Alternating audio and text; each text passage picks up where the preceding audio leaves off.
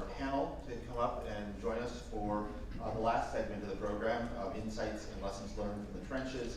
Donna Levine from WPI is going to moderate, and we have the CEOs from a number of great companies at a number of different stages.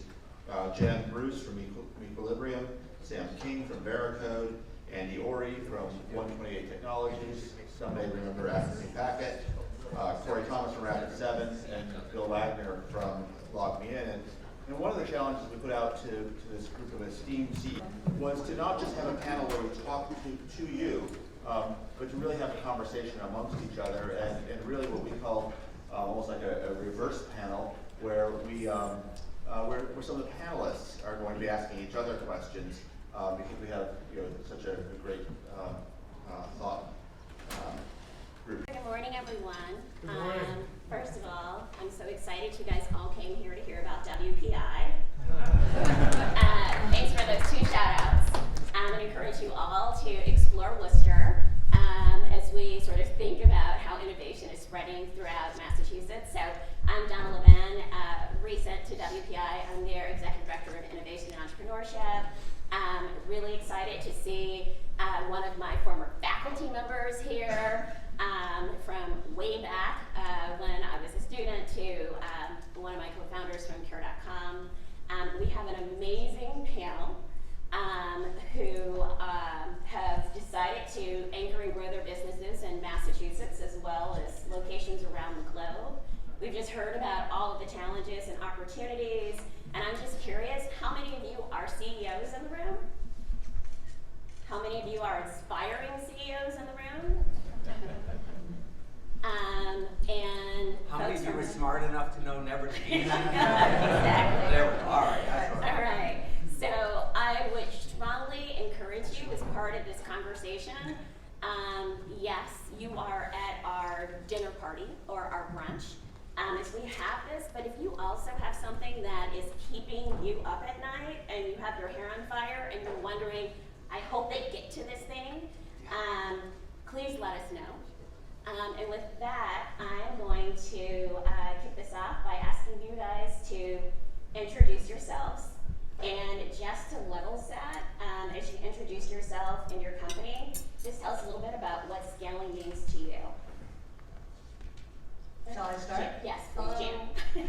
Good to see you again, Donna. So hi there, I'm Jan Bruce. In the be careful what you wish for, you may get it mode. I am the CEO and founder of Equilibrium. We are a SaaS technology company in the employee engagement, employee experience space, and we help employers, we work with many Fortune 500 employers, manage, we're all talking about growth today, but essential to growth is transformation. And when we are putting our people through rapid and continual transformation to run our businesses, we have what I call change fatigue. We help with the upskilling and soft skill development and sort of leadership and management skills to help people manage transformation. And we do this across, with technology, we're able to train 50,000, 100,000 people for the price of 500. So that's what we do. Good morning. My name is Andy Ori. I was born in Worcester. I did some studying in WPI. I love WPI. I ended up in Boston. This is truly an extraordinary community. It's a great place to start and grow and scale up a business. It has its challenges, as does every place. And understanding the contour of the challenges of the place you're in helps you navigate it. My genetic defect is that I'm a serial entrepreneur. It's a lot easier than so many other things, including farming and mining. My current business, it's funny, we'll talk a little bit about each generation of businesses, the workforce, the culture, and the monetization strategies all have to modernize and stay with the times. My current business is called 128 Technology. It means different things to people who are older than 40 and people that are younger than 40. For me, it's all about the region. It's where IP was invented. There's a tremendous misalignment in networking. Networking was designed to connect computers, but none of us use it that way. We use it to consume services and applications. And that fundamental misalignment is only becoming bigger as we have monetization, security, the cloud, mobility, IoT, and so we want to fix that. We really want to fix the network. There's $450 billion of infrastructure, so no one's throwing it out. It has to be fixed in place. We're a software company, and I'm just delighted to be here. Thank you. I'm Bill Wagner. I'm the CEO at LogMeIn. So unlike some of our other esteemed colleagues here, I'm the person the founder brings in after they do all the hard work, and do my best not to screw it up after that. But so I like to say that I've raised 3 founder CEOs. That's my hair shirt that I wear. But so I joined LogMeIn. LogMeIn is when I joined, we were based actually in Woburn. We're now in the Seaport. About 800 people here in the Seaport today. When I joined, we were primarily focused on what I would consider pre-cloud technology, mainly remote access, screen sharing, and really remote support of PCs, frankly. And when you talk about scaling, for us that meant 2 things. One is size, which is what comes to a lot of people's mind, but also making sure that we were in markets that had a much longer runway, a much longer horizon. And so we really pushed over the last couple of years to move into, instead of screen sharing, moving into video communications. Instead of remote access, moving into identity management. And instead of remote support, moving into true digital engagement. And during that time, we also grew. So when I joined 7 years ago, we were about 140 million with about 400 employees. Today we're 1.3 billion with 4,000 employees. And we just announced last week that we are taking the company private. So that's a next chapter of our company's growth, and that'll be a whole different challenge as CEO that I'm looking forward to. Corey Thomas, I am the CEO of Rapid7. It's a cybersecurity firm that focuses primarily on data and analytics, helping people manage their overall technology environment by helping them understand what's in the environment and then helping them automate and correct any issues that they may have in the environment. I think the question of scale is an interesting one because, as you actually say, it can mean many different things at many different times to different people. You know, the way that I think about scale is, you know, especially if you start earlier stage or you're on the innovation side, or you have some things that are mature and you're trying to create new things. The way that I think about scale, it's the goal of getting an idea or a concept or business, whatever you actually call it, to a place where you say, okay, our team, our people have a common set of assumptions, and if we actually apply those assumptions, and if we apply sort of a process around those assumptions, we can actually have relatively predictable growth. So if we actually understand sort of like our culture, our attitude, our processes, and we actually apply that, then we actually can continue to grow that and scale that, and we get predictable outcomes in predictable ways. And so when I think about scale, we're always at a point in Rapid7 where we have some things that basically we actually don't know and have any clue about. Basically, if we actually apply these inputs with these assumptions to this culture, we'll get this set of outputs. And we have some that we actually do, and that's kind of how I think about something like scale. Hi, I'm Sam King. I'm the CEO of Veracode. Like Corey, in the cybersecurity space, so we try to stick together even when we're doing panels. So, you know, what Veracode does is we're in the software security segment within cybersecurity. So if you think about the innovation economy, if you think about even some of the innovations that Donna was talking about earlier with 5G, a lot of that is being driven through the creation of software. And where Veracode comes into the picture is we help companies secure the software applications that they're building by working with their development teams and their partners to make sure that there aren't vulnerabilities that can lead to cyber attacks. Scale has been a very interesting question for us at Veracode.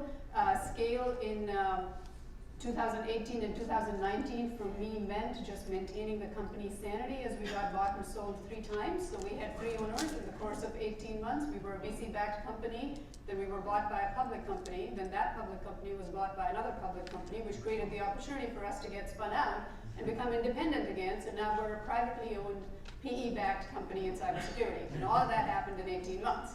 Wow. So, yeah. Exactly. So scaling during that time meant preserving our growth momentum as all of this change occurs. But really what the essence of scale to me, and I think you're scaling all the time as a company. Sometimes you think of that in the context of a large company, but I really think you're scaling all the time. And what it means to me is having the confidence in the strengths that brought you to the point you are at any given point in time, and having the humility to know what you need to embrace to get to the next phase, and striking the balance between those two things.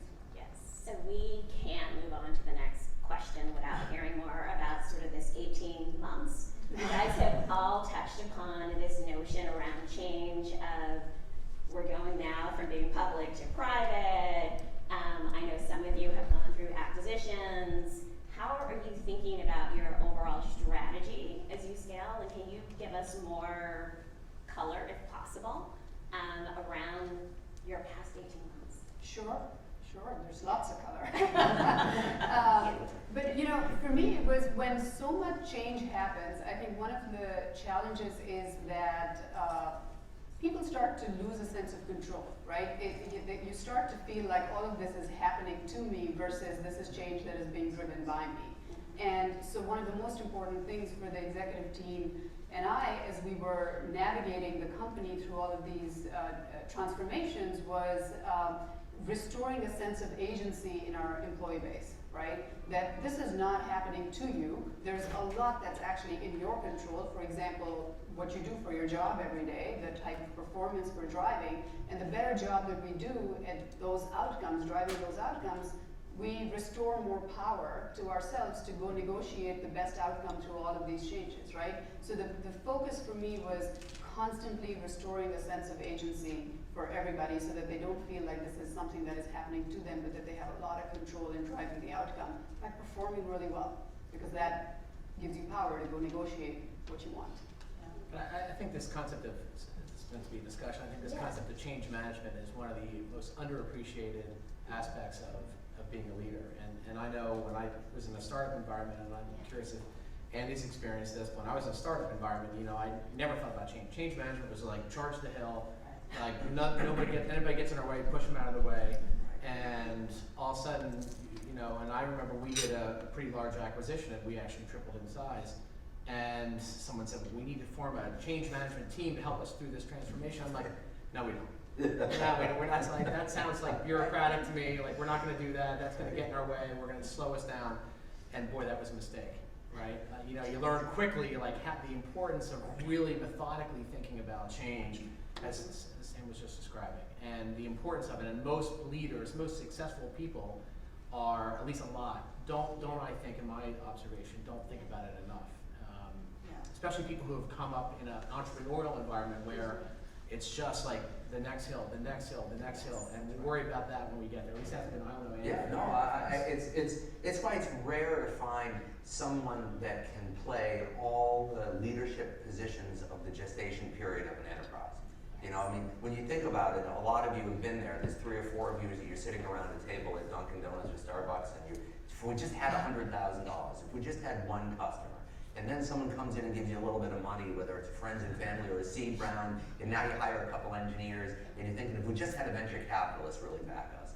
And it's different as you start to acquire more customers, then you build out your management team, now you acquire additional investors, then there's some liquidation event, then you have inorganic growth, now all of a sudden it's very different. And it really is unusual to find someone that can play those leadership positions along that arc, because it is fundamentally different. And I do understand why people who are used to taking the hills, it's like the charge of the light brigade. That is their value, that is their differentiation. And when you say, no, you actually now have a supply line. It takes 8 troops to support each one troop on the battlefield. It's a very different commander that's required at that point. Can you speak more to that? Because we talk, at least in academia, about sort of the nailers and the scalers, the folks who enjoy being in the wild and just like taking the hill, and maybe not so much thinking about the supply chain. And then there are folks who can scale themselves and grow for that whole journey. Can you talk a little bit on this notion of leadership and how do you guys scale yourselves? Well, it's very, very simple, and I'll yield to it because I don't want to suck all the oxygen out. But I think that, you know, when I look at people and I look at myself, it's how bright are you for the task? You know, what kind of intellectual horsepower do you have? And how coachable are you?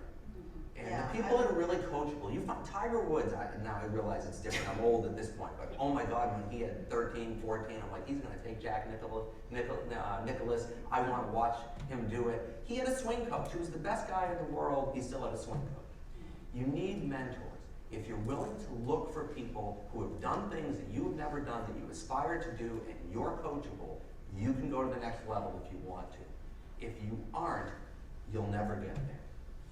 So I would underscore what you just said, if you want to. Right. You know, I Right. think today, I think that we, you know, we are scaling, and we've been growing about 75% year over year for the last 3 years. Which, when you're tiny, because we're, you know, we're still a young company, private company, you know, that's like not so much absolute growth, but going into our 4th year, and we expect to do that again, we are dealing, you know, real time with scale issues. And we look at our people in terms of their potential, as you're saying, and their performance. I mean, you know, high potential people, but they, you know, what are they doing for us today?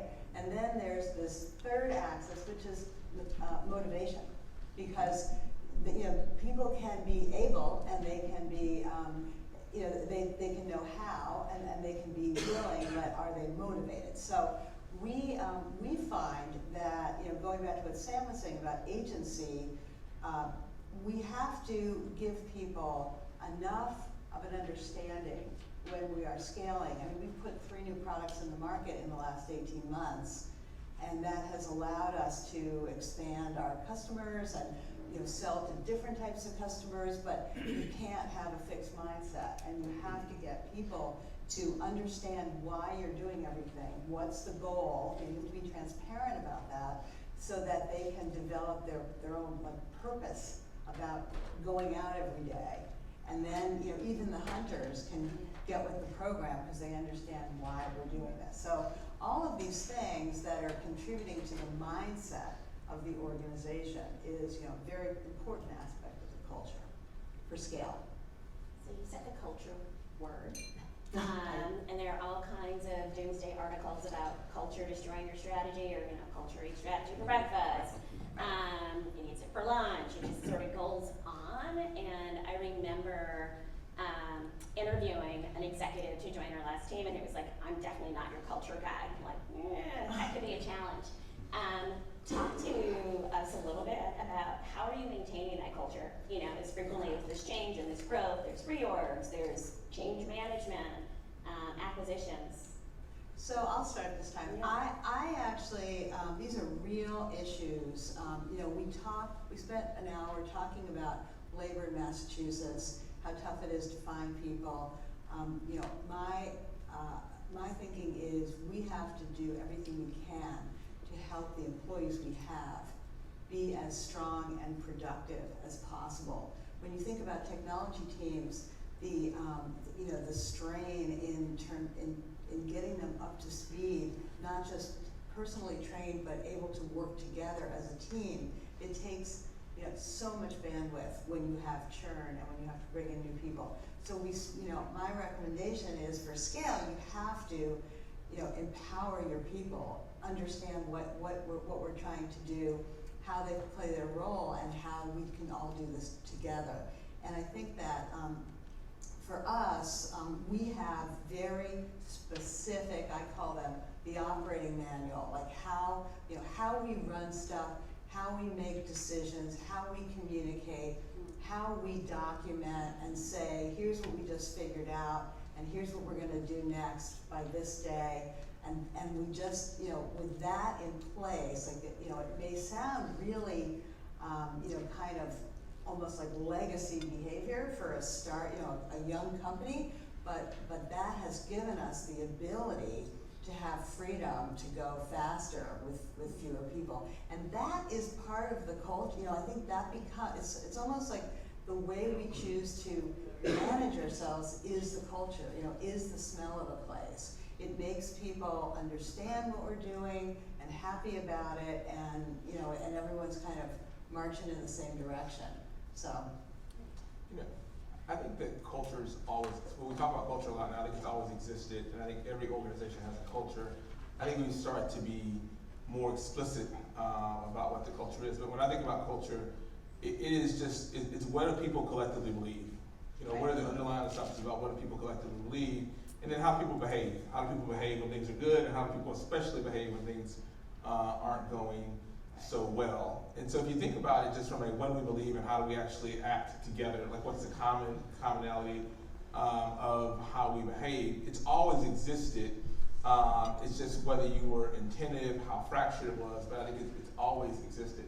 I think why it's probably more important today is if you look at most of the world, and you can argue certain industries have had culture focus longer, but if you look at most of the world, there's just a higher degree of uncertainty. And you know, you could, at certain points in time in history, you could say, listen, if I just do this set of best practices, or if I follow this playbook, our organization will be successful. We get this capital, we make this investment, we do this, we follow this playbook, we'll be successful. Well, there's very few industries today where you can just follow a playbook and be successful. And when you have that type of uncertainty, it's really about how do people explore and go along on the journey together. That's where culture is essential. And then you have to be more attentive to actually how you manage for your culture. And so like we had to really get rid of people in our culture and say, listen, it's about curiosity. So like people that actually assumed that they actually had the answer weren't gonna fit within our culture. But that's a belief that basically the answers are unknown, and it's our job to actually try to sort of like explore and figure those out. But that's a belief, and then a behavior that backs up those beliefs. So I think culture has always been there. I think it matters more if there's more uncertainty and there's not a playbook for success that you can follow. But there's pressure. If I just add, there's pressure, I think, especially when you're raising money, because it's like a SaaS. In SaaS, there's a lot of people, probably people in this room, will say there is a playbook. Here's the playbook. Here's the LTV to CAC playbook. Here's your triple double. I mean, how many times have we heard that, right? So I think in certain industries there is a playbook, and I think that's where it's really important for a CEO to establish the operating mechanics like you described, or really to set apart and not get sucked into that. I mean, obviously there's truth in that. There are certain principles, best practices, but it doesn't necessarily apply to culture at all, I don't think. Yeah, but I was just going to say that I think, culture cannot be mandated. So I think that's something that we should all recognize, or certainly something that I've learned. But culture can absolutely and should be nurtured, right? So just because it can't be mandated doesn't mean that it is something that you just leave entirely to organic development, right? And much like strategy, you use the word strategy, and I think that there are some similar principles of how you nurture strategy and how you nurture culture. And so for us, it is with strategy, if it's entirely top-down, it's not going to work. If it's entirely bottoms-up, it's not going to work. And I think the same is true with culture. So in our case, what we tried to do was, what are the things, what are the topics that people are passionate about at a grassroots level? And in our case, two things emerged. One was diversity, and the other one was engaging with the community. So doing a lot of charitable work, again, these were topics that got employees really fired up about the sense of community that we wanted to create at work. And then, what is the tone that we want to set from the top down? So we came up with a set of leadership principles that we expect every leader in the company to show up to work, trying to aspire to those principles or actually acting out on those principles every single day. So it became this combination of these two things, which was what do people care about at a grassroots level, and then what is the tone that we're setting from the top? Not dissimilar to how you come up with strategy that actually sticks. Yeah, I mean, I would caution us in the sense of comparing culture to strategy. I think that's a really interesting concept that has not occurred to me. I would contrast them more than I would compare them. I think strategy comes from here, and I think culture comes from here. Yeah. And I think that culture has been evident anytime groups of human beings get together to do anything in a coordinated fashion. And the way I can measure culture is the difference between the sum of the parts versus the whole, and the integrity to which I can continue to maintain or expand that differential. And I also believe that culture comes from leadership. And it is incredible how concentrated the seed of cultural leadership is. So I've done business, as we all have in this room, with the largest corporations in the world. Oracle bought my last business. It was Larry Ellison's business. It still is Larry Ellison's business. You measure your power by how many levels removed you are from Larry. I kid you not. I was out Is of that a good thing or a bad thing? It just is. It just is. But let's look at the greatest. Let's look at the greatest. But hold on. Wait, if the goal is to scale, look at the greatest companies on the planet. So that the greatest company, I think, in the tech center is Microsoft. It is Satya's company. Make no mistake, it is not Bill Gates' company. When you go out there, people talk about his leadership, his values, they embrace them, and they move them forward. the value of the leadership, when we think of Google, right, when those two boys started that business, do no evil, how different that business is today versus where it was. Or we think about Apple, or we think about Facebook.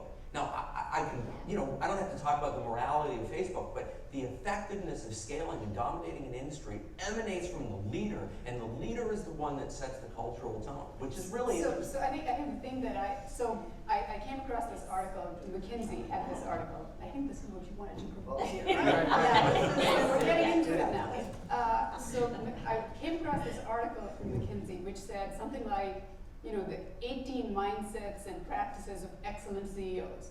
So I was like, I gotta read this article beginning to end. I gotta, check off the list of all these 18 things. And as I'm reading this article, there's one line which says, the research or some study has shown that the CEO's actions impact about 42% of the outcomes you're gonna drive at the company.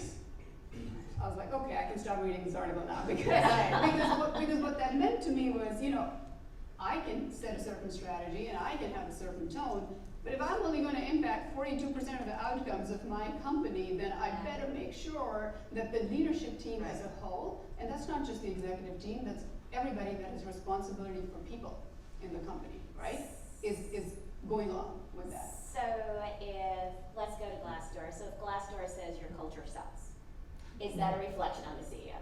Is it the CEO's fault or your leadership's team's fault that we're not nurturing people, or are you in it with your team? Yeah, I think that's a fundamental failure to listen and to engage your people at all levels, to about in defining what it means to work well at your company. Because people at a fundamental level want to succeed, they want to be successful, they want to be good performers, and when you're not addressing that, and that's not becoming apparent as part of your culture, that's where you get the fallout. And just the caveat, Glassdoor did not say any of your There's multiple stakeholders that we're all responsible for too. Right. We're talking about employees and Glassdoor or Comparably or whatever site you want to, that's interesting and that's an input. But there's other stakeholders, our community, which we talked about, our shareholders we talked about, and the customers obviously. So, we should just not get so overwhelmed with Glassdoor is not your report card. It's an important input, which is what you're saying. But you should be thoughtful about culture, and I think it sounds like I know we all are here. But it is, let's not also overplay that with overweighting, because there's other measurements of success here that we all have to balance, and all the people in this room are balancing. Right, it's also a single measurement in time. I can't tell much about the dynamics of the line if I have one line. Right. Yeah. It's like, especially with scaling up in culture, we're talking about an impact over time. Right. So I agree with you that I don't think it's a very good measure. So when we were talking about culture, and I could just keep drilling on this topic, but I'm just going to pull back a bit. You said, like the playbook of when you're fundraising. I know collectively you guys have raised hundreds of millions of dollars. So I'm wondering if you could share some insights as you were scaling and how you thought about your funding strategy. And I'm going from Series B and beyond. How did you guys think about those strategies? As for the serial entrepreneurs, it's a debate on what your heart is around. And, I know someone who, Brian Halligan has about, he's like, it's the A round, and I'm like, I think it's the B round. So, or the future rounds. Talk to us a little bit about how you guys thought about aligning your finances to sort of fund your scaling and your growth.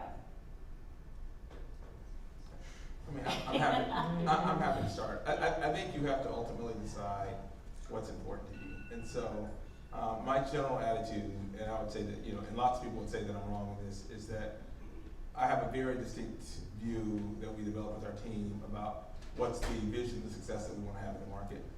And then we optimize around who are the investors that are going to share that view and who we want to be with if we're wrong and have to retriangulate. So we optimize highly about both vision, and then we assume we're going to screw it up, and who's going to be both the most constructive but also the least destructive there. And the reason people would actually, just to be fair, criticize that I got it wrong is ultimately I've sub-optimized on the price or the valuation that I actually get to actually have that. Throughout my In the short term. In the In the short short term. term. I think it's been Long term. massive. Yeah, exactly. There's been massive value creation in the long term, but the You've done a pretty good rounds. job. Yeah. But you know, it has not been the highest offer from a valuation. But in the near term, but sometimes sort of like I would say noticeable margins. Not astronomical, but noticeable margins there. And your board supports this. They pass it. So. I mean, it's a team. I mean, look, I believe that good teams that respect one another don't always agree. I mean, we had a board meeting yesterday. Like, we are debating heavily in our board, and we actually come along to a decision, a consensus, but it is not tension-free or conflict-free at all, and I think that's healthy. But when raising money, I think you probably envision what is this debate going to look Exactly. like in the future With that with person. this investment team that I'm talking to versus that investment Exactly. team, right? And you have to develop that instinct for where are those debates going to be fierce but fruitful, Exactly. right? Versus where are those debates going to be destructive. Yeah. Yeah, and you can pretty quickly get a sense, I think, I mean, in the fundraising process, there's this, I generally feel that if the work of presenting and discussing the business is so hard, so painful, and then it's probably only gonna get worse if we start to work with these people as investors. So, as a general rule, And you can do background checks. I mean, you just go talk to their, like, Yeah. it's easy to get a view. Yeah, it's like, if this, if you're in a fund and you're one of 10 funds that we're looking at, and you're making it, you're not letting me even finish my sentences and make my case, that board meeting 12 months from now or 4 months from now is going to be not a lot better. So that's that's been a powerful, sometimes painful learning for people, for us. Anybody care to share about some painful learning? So, work with a number of early stage companies who run into just that problem. They took money because they desperately needed the funds, and now they have a hostile board. Have any of you had to manage a hostile board? In the past, not your current companies, of course, that you have any advice on like best practices as you're scaling? Like, how do you get your board aligned? Well, so the reason I evolved my view is I have had to manage hostile boards earlier on. Yeah. I think I was less mature then. And so, what I would say is that don't meet hostility with hostility. It's not super productive. Don't respond in time. Exactly. That's great. Yeah, so, that was just a lack of maturity on my part at the time. Because, it just leaves it's not constructive. Like even if you win, you actually haven't won anything. And there's some value add there. The thing that I got the advice later and I actually did apply it, and I've actually used it to other people, is that if you end up in a space where you actually have a fundamentally hostile board, and let's just say you can't get new board members, you can't get new investors or anything else like that. The advice that someone gave me that I've actually used to success, not every time, but more frequently than not, is to actually add 1 or 2 outside board members that the investors respect, that they care about their reputation with that party. And so find some neutral parties that these are people that basically, if they misbehave, they care about the opinion of those people, and it sets up a brokering dynamic. And again, it hasn't been, but I would say 2/3 of the time that has actually made it more constructive. Hasn't fixed it, but it's actually improved the dynamic there. And so I would say that's my advice that I actually give people when they come tell me that they got a disaster on their hands. So. Yeah, I would also say, my chief marketing officer calls me the board whisperer, because I have a great board, by the way, fabulous, very supportive, and very aligned, and aligned within, we're all very aligned, but kind of, if it's negative, divide and conquer. Like, I feel like, appealing to each one of them individually as individuals about the agenda and what's best for the business at the end of the day can often create some consensus, but it takes a lot of time. That's CEO work, and it takes, it takes it out of you, but it's worth it when they're, you gotta, like your management team, you gotta get them all aligned. So throughout the morning, we heard all kinds of really interesting and in some cases actionable data of why it's such a great opportunity to grow your business in Massachusetts, and then sort of all of those challenges on why to grow. I can recall in my last company, we had a bit of pressure on making sure we had a presence in places like Silicon Valley. Wondering if you guys could share a little bit on why are you growing your business here? Like, what do you see as those great opportunities, and what have been some of the challenges, either the ones that we discussed this morning, or the ones that you're seeing in your business as you think about scaling? And will you be scaling deeper in Mass, or are you part of the group that's looking elsewhere around the globe? I mean, just for myself, we will scale in Massachusetts. The last business I had, we had 1,000 employees, and all of our design, development, and support was done in Boston. All of them. And we did business in 110 countries. This is where I wanted to do business. Now that being said, you have to go where the business is. If you have a robust strategy in Europe, you have to have a European organization there. You need to do business in Europe as a European company. I think that one of the reasons that Massachusetts is such a great place to do business is it's not just that the nutrients are there, that there are great schools, that there's public-private partnership, that there's capital. It's geographically, it's manageable. The other reason is that it's pretty normal. It's not tech that's run nuts, that's destroyed the environment. I mean, I don't know how many people go out to San Francisco, but there's too much big tech out there. And what you end up with is a very different culture in terms of the workforce, the expectations. What you have here is we've got literature, we've got education, we've got science, we've got technology, we've got biotech.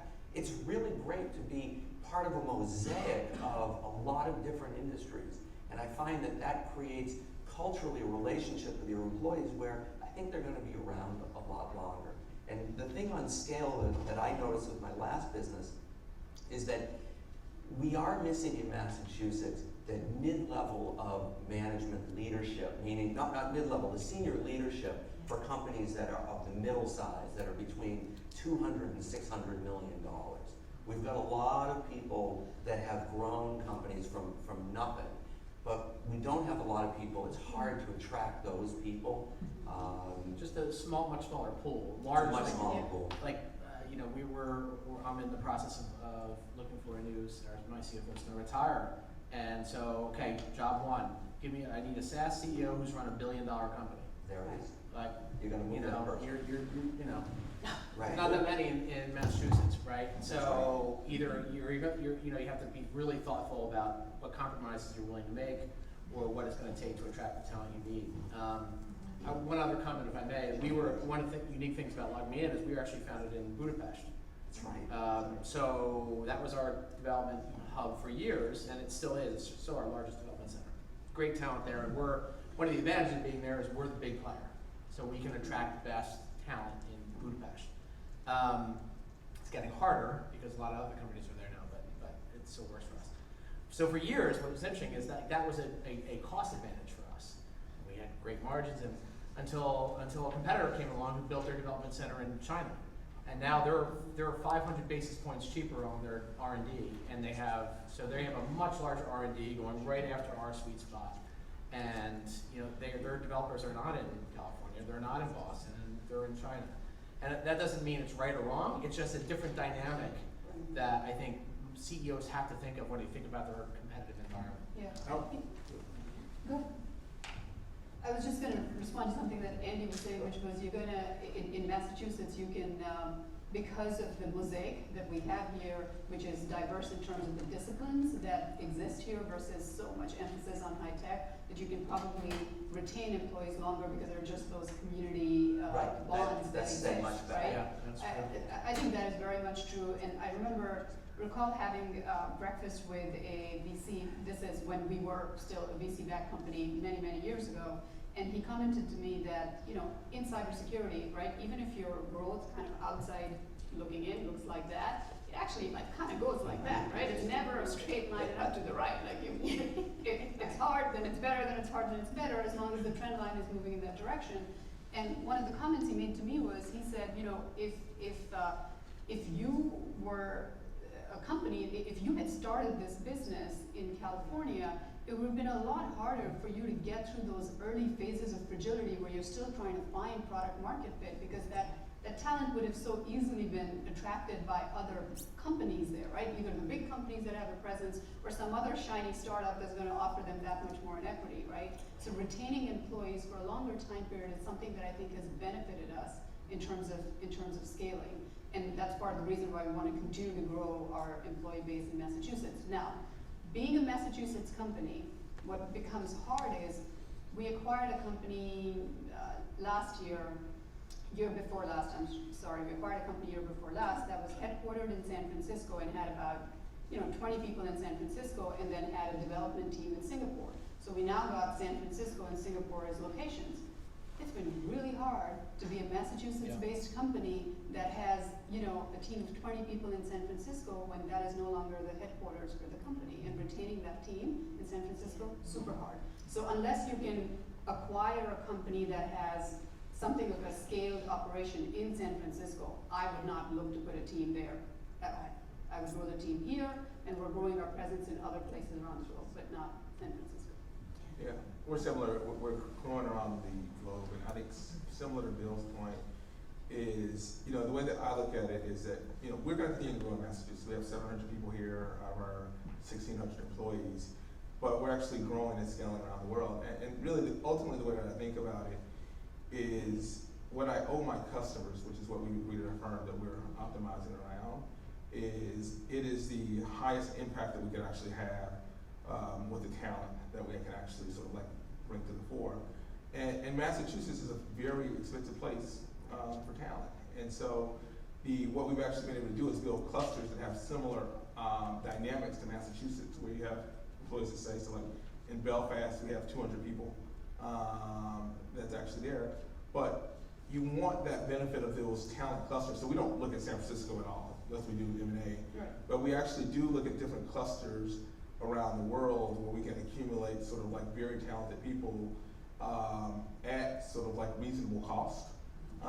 And cost does play a part in the dynamic because there is a difference at these. If you can find the same talent level and you can hire 3 times as many people or 2 times as many people, that actually has a drastic impact to your customer's experience.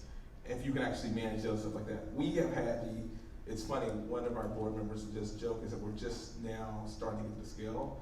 We're like our really dumb strategy of when we were 500 people having 10 offices around the world was a total tax. Like it was a dumb tax. But now as we actually are planning, all right, how do we go to 2,000, 3,000 people, now that we're actually used to managing basically a bunch of offices of 50 to 100 people, it's actually starting to become a net benefit for some talent opportunities. That's interesting. You want to jump in there? We'll keep going. All right, so I'm curious, so taking tons of notes to share with folks who are not here on what you were saying. We started this conversation on asking people if they wanted to throw something out on like what was keeping them up at night or what might have their hair on fire. What still keeps you, or what's in your mind about your business now that I would consider most of you very successful in your scaling, but what's that thing that still like keeps you up at night, or you might still have your hair on fire as you think about that next phase of your business? I suppose it changes through the growth cycle, but where we are now is that there's more interest than I have resources, and I need people to think and make decisions locally and make smart decisions, and to have agency and urgency and ownership. If if they're aligned, if they understand what the mission and the vision of the business is, and they have ownership, that they're responsible, and they believe that they are the ones that can make the change, and they're going to act today. If they can do today if they could have done today what they did yesterday, they should have done it yesterday. And don't do tomorrow what you can do today. I know it sounds crazy, but I look at how busy we are. And you know, one of my friends, Donna, mentioned Colin Angle. He said, do less better. He's right, focus on the things that really matter and nail those things. And you know, as you scale, as you have a lot of different locations, you have multiple product lines, keeping everybody highly effective, efficient, and engaged is really hard. Every day you have to tend that garden.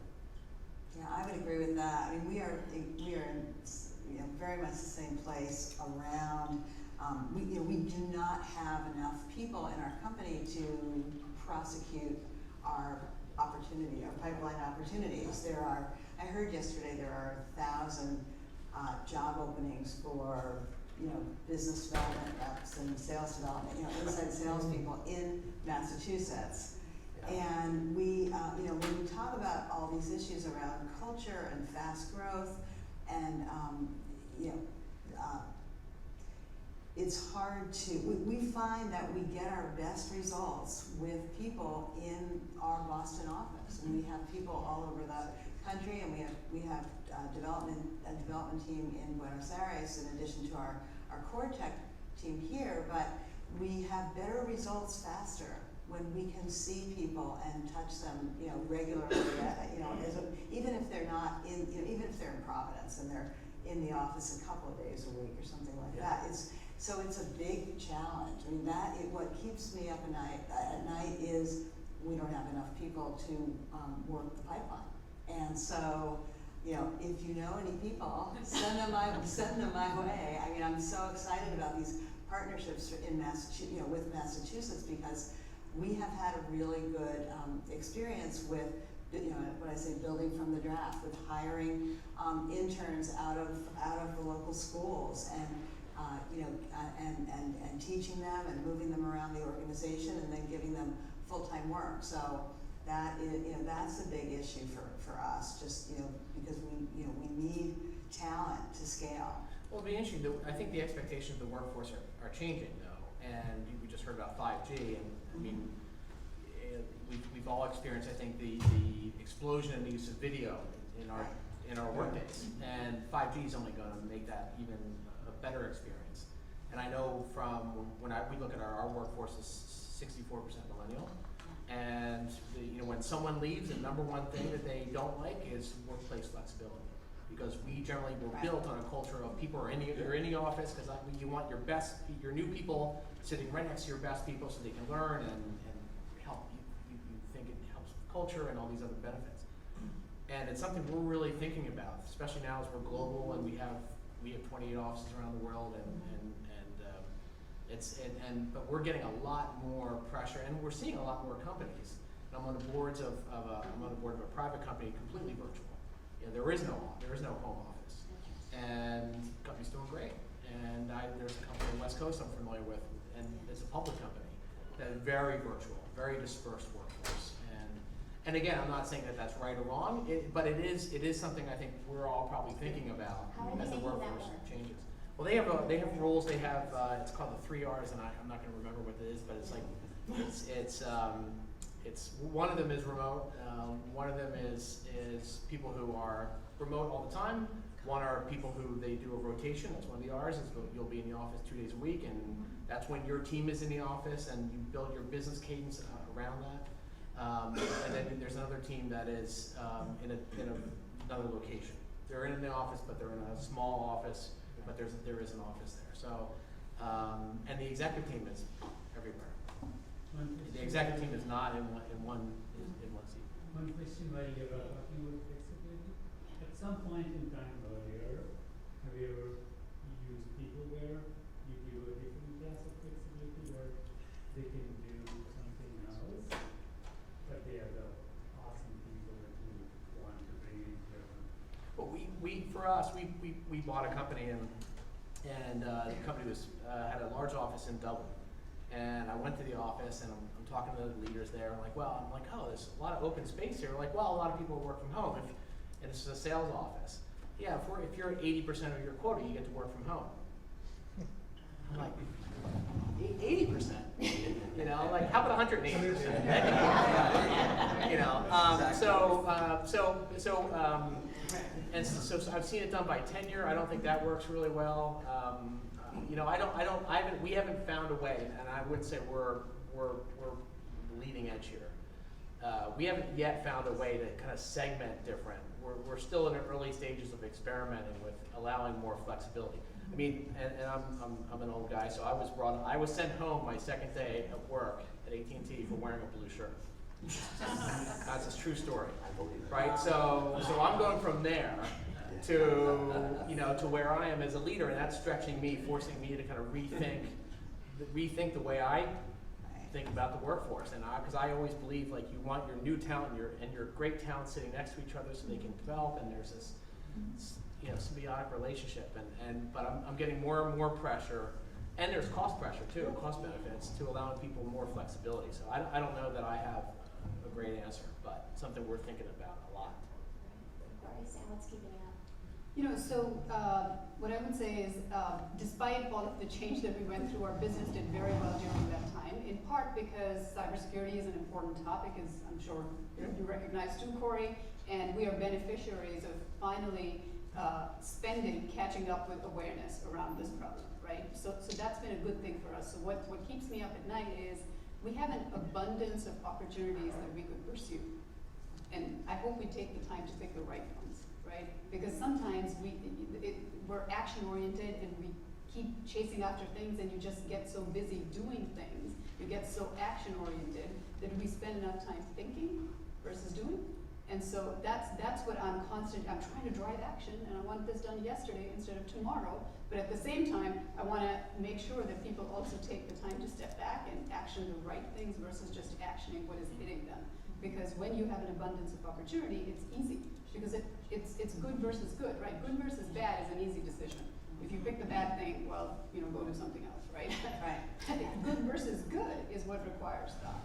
And so that's really where I spend a bunch of my time, is what are the right choices for us to be making at this point in time, given that there is an abundance of choices. I like that. I have this thing that's sort of like, we all agree on what we should do, we just significantly disagree on the order. And I actually struggle with that a lot. I would say, you know, one of the things that keeps me up at night has probably more to do with my inadequacy about how I think about my ability to actually lead well going forward. And it's that there is an increasing expectation on the part of both our employees, most importantly, but also I would say our community and even some of our customers, that companies and CEOs should be able to actually navigate and make determinants of social issues. And like, how do you actually keep, so like, you know, we had an issue last year where, you know, there's some great things about technology, but like, we ended up with this sort of like small thing where, like, you know, some people that felt very strongly recently about, like, you know, guns, and then some people in our Texas office who are hunters felt differently, and you had this Slack battle that was actually going on. I'm like, how the hell did I end up? Like, you know, despite my views, I'm like, I'm ill-qualified to actually, I'm just not qualified to actually, like, manage, like, people's, like, personal beliefs and how they get expressed. But like, there's, you know, you talk about, there's an increasing belief that basically people bring themselves and their beliefs, their whole self into every aspect. Absolutely. And it is actually slightly incongruous with the idea of diversity, something. And so we believe deeply in diversity, we believe deeply in the whole self, but I have to grow as a leader to actually figure out how you make sure that that actually functions together. Well, and so that's one of the things that sort of my growth. Yeah. You know, are any of you dealing with similar issues? Oh, I think all the time.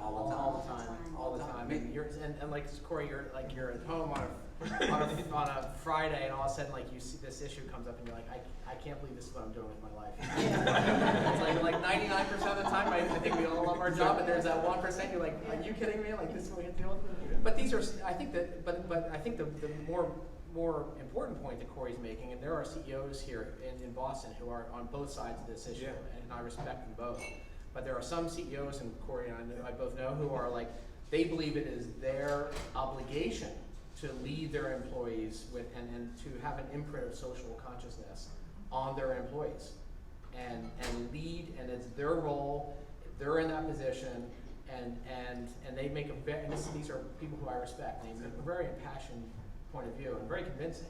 And then there are people who are like, you know, look, especially public company, I'm a public company, my job is, I'm owned by shareholders, shareholders don't want me to have my imprint of how I feel about the gun issue or other controversial issues. And again, I think there's multiple points of view. I think we all struggle with that. Oh, I might respectfully challenge you on that Yeah. for a second, because you and I are old, and I remember the blue shirts at AT&T. I think that when you and I came into the workforce, it was all about growing enterprises to maximize shareholder value.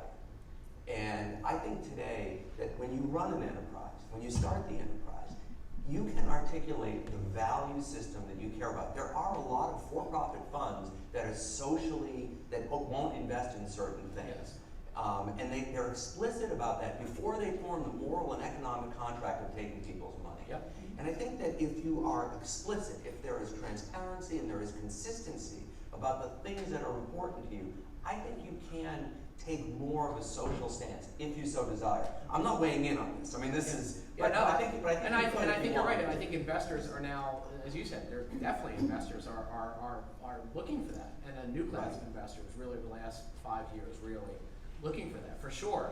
But I'm talking about some really controversial issues. I'm not talking about environmentally conscious. That's not what I'm talking about. I'm talking about gun issues, and I know CEOs who are like very anti.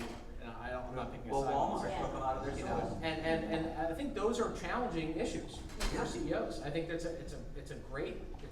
think it's an exciting challenge as a CEO to navigate that. I think, this is where I start to agree with the millennials. I think we do have a moral obligation to make the world a better place. It's not simply maximizing the conversion of raw materials, people and things into value and services as efficiently, as effectively as possible to the benefit of the people that are our stakeholders. I do think that we need to take a stand. I think and sometimes they're not very profitable, and sometimes they may even be controversial. Two that come to mind: Microsoft has a negative carbon goal by 2040, and the CEO of Walmart said, "I'm taking guns out of my store."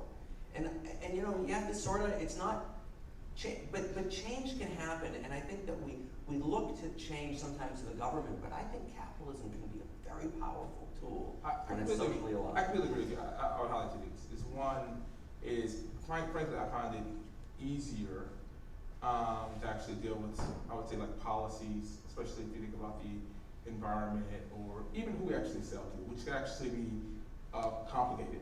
It's an economic issue. Particularly in your business. But it is, that is actually addressable. More of what I was at least experiencing is actually the counter of it, which is basically how our employees treat one another, which is a big deal to me. And basically how you apply personal judgments across one another. And this is why I use the idea of diversity, is that, we can't really say, this is my point, like you can't actually, it's not acceptable to actually say that people that believe differently than you are bad people and shouldn't work here. And so you have to, so it's managing that line that's actually is one that's important to me. And yet you want to have strong values. I completely agree with the strong values and all the other stuff, but you do have to manage this thing that basically says I should not be around people that are different than me, and these people are bad and these people are good, especially in a low environment. And that's the one that I actually think consumes at least my mental time and cycles. One of the leadership principles that we laid out, which I was referencing earlier, was create a community of sharp minds and warm hearts. Yes. And the problem is when you have sharp minds, that can sometimes, with the passion that comes with the warm heart, turns into sharp tongues. And that's when you are managing. That's when you're managing some of this discord. And as we grow globally, right? Like as we start to have a presence that is not just Massachusetts, not just North America, it's all over. That issue becomes more paramount to manage. Sometimes even if it's like thrown in your face, like you seem to get in the middle of a particular situation, it's an opportunity to manage it. And a real example is when you make an acquisition. And you will make an acquisition of a company that may be based not in your geography, that may have a very different definition of inclusion than you do. And I speak from experience. And this can happen in different parts of the United States. So it's not just, you know, acquiring a company in another country, it's acquiring a company based in, you know, state X. Yeah. May have a very different sensibility than, and that's a real leadership opportunity for us, I think, when we do things like that.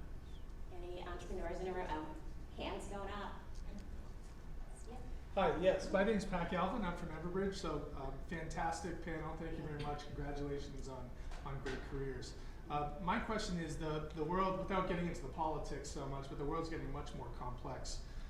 Both natural disasters, man-made disasters, we see the coronavirus, wildfires, talk about active shooters.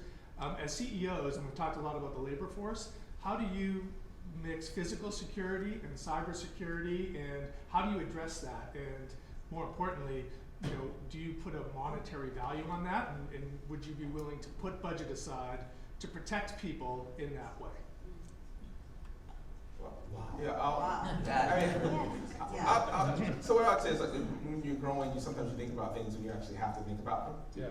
And so I wouldn't have been able to answer the question a year ago, but I had to actually contemplate exactly that. So cybersecurity we have a big focus on, because like we have to have a big focus on cybersecurity. So we spend a lot of money, but most importantly a lot of time and a lot of effort on cybersecurity. So I would say that one's easy. The physical security I had not thought deeply about until a year ago.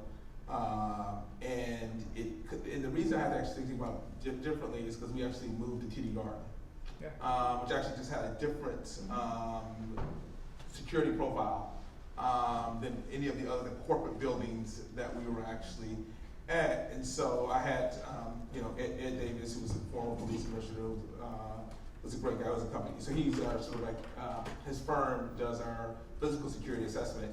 And he's the one that flags, hey, this is a different profile of actually what you're actually doing for the people here. And for that, we actually did, and it was actually unplanned spend. We actually had to spend significantly more money thinking about sort of like how we actually made sure that in certain things happened, that our employees were likely to be safer. But what I would say is, I had not thought about it, physical security. I mean, and part of this is that, and this is one of the this is what I think one of the problems things about sort of like thinking. Most of us actually build our companies in relatively like safe neighborhoods. And physical security is not like a big factor that we actually just have to face. So, you know, if you don't face it, you actually don't have to deal with it. And that's unfortunate in many ways, because it also is a commentary about like what opportunities is available to actually people to actually work at our companies.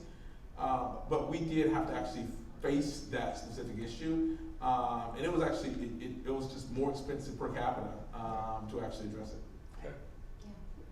Yeah. You know, I think that first of all, to answer your question directly, we take it very seriously. We have to spend money for like HIPAA, you know, privacy, maintenance, security, but we also have a lot of developers that are working all the time, and we have to make sure that the environment, they're, you know, even that they feel safe coming in and out of the building, the work, you know, the elevator at all times, and there is a cost to that. I mean, we could do this more cheaply, and as you know, as a growing company, a younger company, it's, you know, it's expensive to do that.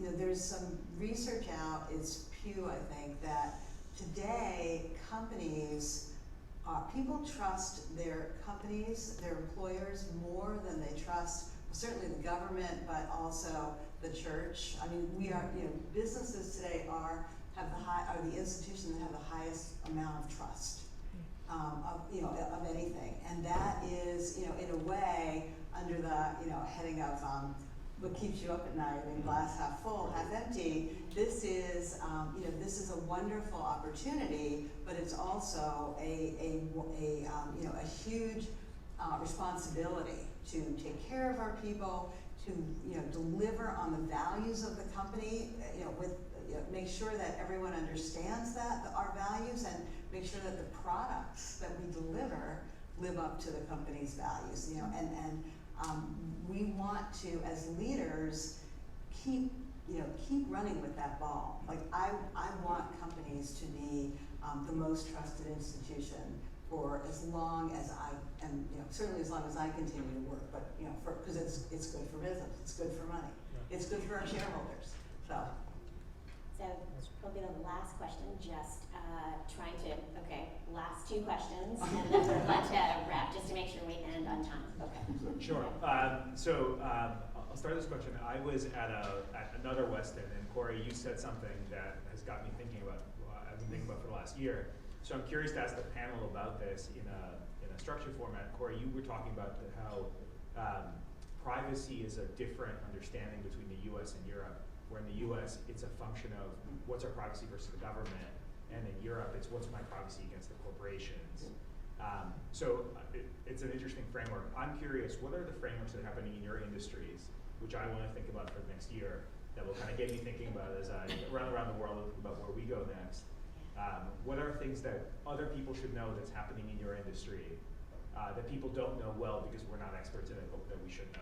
And Corey, you should go last because you were. I have one good idea per year, so I thought I was This was 2019, 2020. So I'm also in the cybersecurity sector as Corey is. I think the big mind shift change that is occurring here is that people are recognizing that cybersecurity is a bit of an environmental issue, meaning you can't, as a company, you have to take care of your own cybersecurity, but if the company next door to you does not take care of their cybersecurity, then there's still a weak link when you're thinking about the environment as a whole. So I think there's a lot of, I am finding, awareness at the board level, awareness at the sort of political leadership level around topics of cybersecurity that is prompting a higher degree of accountability on the part of corporations. I was meeting with the mayor of a very large city that just started to do some business with us, and not the mayor, the CISO, the Chief Information Security Officer, and he said that he has to go report to the mayor on the topic of cybersecurity, and I'm thinking, how does that conversation occur exactly? Because we're still in the process of trying to teach CISOs on how to have the conversation with boards, and this is now a political leader that is wanting to engage in this dialogue. So how do you take it out of the realm of all the technical mumbo jumbo that we talk about and portray it from the standpoint of risk, and where are you mitigating risk and where are you accepting risk and what is the cost of doing those two things? So I think it's the dialogue has shifted to a higher level. I think it's time for board. I think every board should have a CISO on their board, and I think every board should have a CHRO on their board. And I think that the CISO movement is happening. You've seen that happen. We have this. I was fortunate enough to recruit Sarah Andrews, who's the CISO of PepsiCo, on my board, and she's been great, fantastic insight, and just raised the level of awareness. Because I think all of us think about security all the time. It's that kind of dark cloud that we just would love to put in the bag when you can, and it's always there. But I think HR, especially in technology, talent is such an important part. And talent issues, workforce management. I was having this discussion earlier this week. I think the role of HR is going to have its day in the next 5 years at the board level. Whereas today it's a function. Sometimes it gets like shoved under the CFO. Like I think that's one of the worst things a CEO can do. And I think those days are over. And I think the next will be that function will get elevated to the board.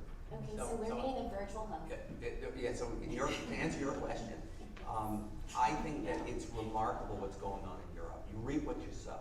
Tim Cook said that the big tech companies have, especially the California-based big tech companies, and I love California, by the way. It just happens to be where they all That's not the vibe we're getting. No, I know. I love California. I'm taking my parents there this spring. It's a beautiful place. But they've done an amazing job of weaponizing our personal data for the sole goal of monetization. And the Europeans have come to a point where they don't trust the big tech companies anymore. And there is a real opportunity for companies in the United States to do business differently in Europe. And Europe is probably a leader of the rest of the world. We're a software company. We're called 128 Technology. When you take 128 software, 128 translates very well, put it on a German piece of hardware, and it's sold to a German entity. It feels very much like it's a European product. They want to build out their own cloud, and they want to protect themselves from big tech. And that's a big trend. I think that's going to accelerate. So Andy, I'm going to ask you to pause. I know we wanted to get to No. your answer, Corey. No, I think we're not going to get there do you want to follow up with the panel? You want to do your last question? I know. Okay, let's hear your last one.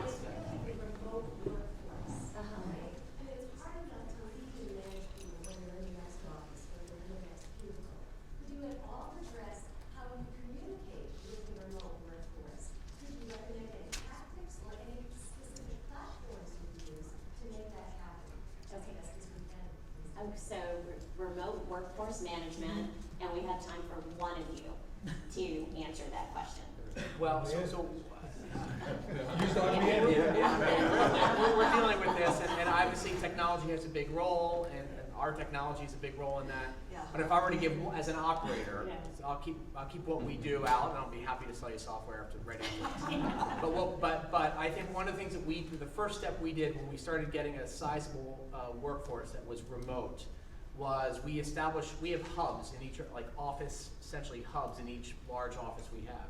And we established a hub team for our remote workers, so that they have a leadership structure who focuses on issues that are important to them, and coordinates events for remote workers, makes sure that they have training that if you work remote, you have to go through a different set of training than you do, or if you manage people remote, that's actually where we started. So think of them as a separate office, and then do all the things that you would do if you were standing up a European headquarters in Dusseldorf. Think of your remote workforce the same way, and take a lot of those same steps and apply them to your remote workforce. I think that's a great way to think about it. That'd be mine. So I would please join me in thanking our panelists.